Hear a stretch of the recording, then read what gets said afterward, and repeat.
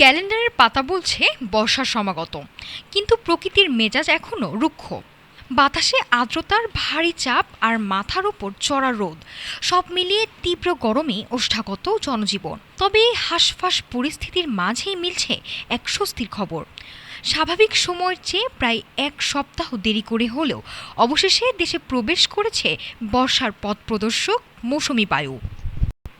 গত শনিবার টেকনাফ সীমান্ত দিয়ে ছোঁয়াছুঁয়ে এটি এখন দেশের দক্ষিণ পূর্বাঞ্চল আর দক্ষিণ উপকূলীয় এলাকার ডানা মেলতে শুরু করেছে। মৌসুমি বায়ু এলেই যে দেশ জুড়ে ঝুম বৃষ্টি নামবে, সমীকরণটা কিন্তু এত সহজ নয়। টেকনাফ থেকে আসা এই নতুন বায়ুকে এখন লড়াই করতে হচ্ছে সক্রিয় পশ্চিমা লঘুচাপের সাথে। আর দুই বায়ুর এই দৌড়তে আগামী কয়েকদিন উল্টো বৃষ্টি কমে যাওয়ার শঙ্কাও রয়েছে। আবহাওয়া অফিস বলছে আজ ঢাকার আশেপাশে বৃষ্টির আভাস থাকলেও খোদ রাজধানীতে মেঘের গর্জন হয়তো মিলবে, কিন্তু কাঙ্ক্ষিত বৃষ্টির সম্ভাবনা বেশ ক্ষীণ। ফলে বৃষ্টির দেখা মিললেও কমছে না গরমের তীব্রতা। গতকাল দেশের সর্বোচ্চ তাপমাত্রা রেকর্ড করা হয়েছে রাজশাহীতে 36.5 ডিগ্রি সেলসিয়াস।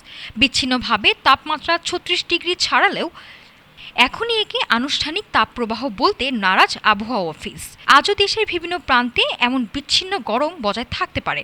প্রকৃতির এই লুকোচুরিতে মেঘ আর রোদের খেলা চলবে আরও কিছুদিন। তবে উপকূল ছাড়িয়ে মৌসুমি বায়ু কবে নাগাদ পুরো দেশকে শীতল করবে, এখন সেই অপেক্ষাতেই চাতক পাখির মতো চেয়ে আছে দেশবাসী।